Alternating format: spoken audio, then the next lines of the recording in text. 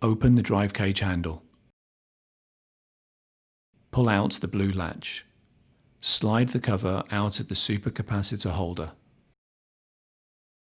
Put a supercapacitor module into the holder and press it down to secure it into the holder.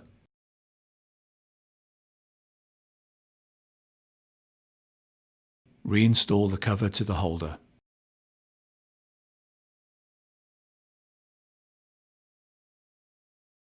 Connect the supercapacitor module to an adapter with the extension cable that comes with the supercapacitor module.